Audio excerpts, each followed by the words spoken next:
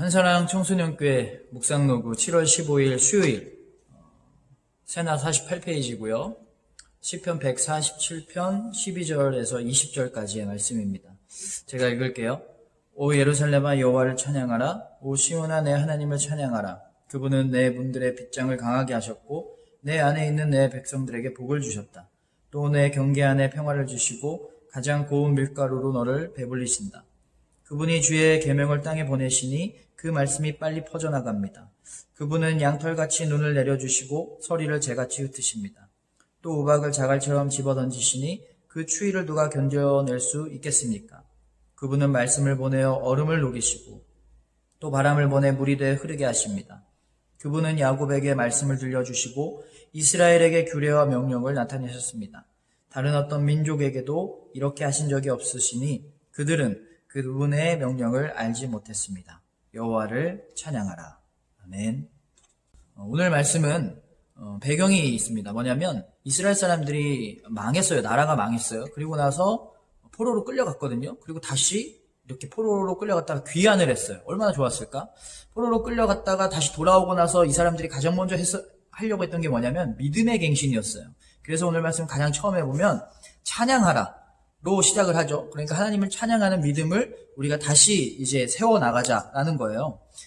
그 찬양하는 이유가 뭐냐면 13절에 빗장을 강하게 하셨고 우리를 강하게 하셨고 내 백성들에게 복을 주셨다. 복을 주셨고 또 14절에 내 경계 안에 평화를 주시고 또 가장 고운 밀가루로 너를 배불리신다. 이렇게 풍족해 하셨다. 하나님이 이제 포로의 그 어려운 시기가 끝나고 우리를 다시 돌아오게 하셔서 우리를 평화롭게 하시고 강하게 하시고 풍족해 하시고 복 주셨기 때문에 하나님을 찬양하자. 우리를 다시 돌아오게 하신 하나님을 찬양하자라는 주제가 오늘 말씀입니다.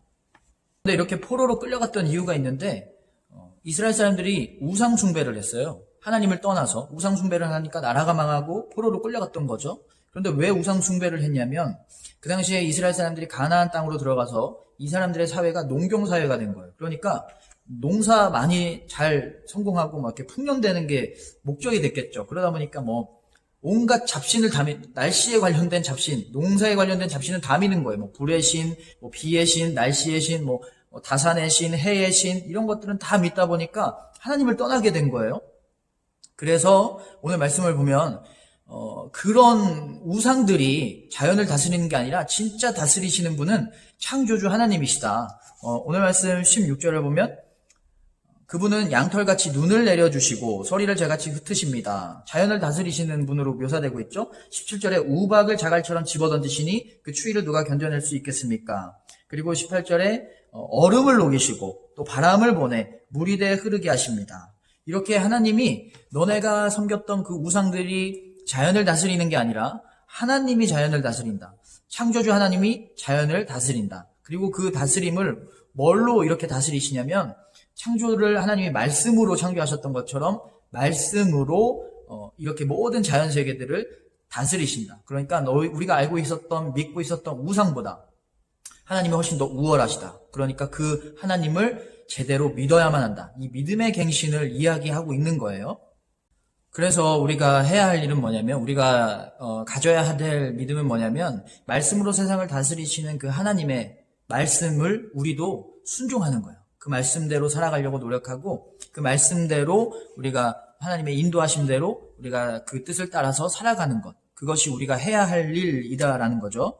15절에 그분이 주의 계명을 땅에 보내시니 그 말씀이 빨리 퍼져나갑니다. 이 세상 모든 만물이 하나님의 말씀에 의해서 움직여지고 있는 것처럼 우리도 그 말씀, 그 명령에 따라서 살아야만 한다라는 게 오늘 우리에게 주시는 시편 147편의 말씀의 의미이고 교훈입니다. 여러분 말씀대로 살아야 돼요. 그렇게 말씀에 순종하기 위해서 우리가 해야 할 일은 말씀을 묵상하는 거예요. 이렇게 새벽나라로 말씀을 잘 묵상하고 하나님이 어떤 이야기를 하고 계시는지 어떤 뜻을 갖고 계신지를 잘 읽고 그것을 우리의 삶으로 적용시키는 것, 순종하는 것. 이게 정말 중요해요. 그렇게 하면 이 자연을 다스리시는 하나님이 우리를 다스려 주실 거예요.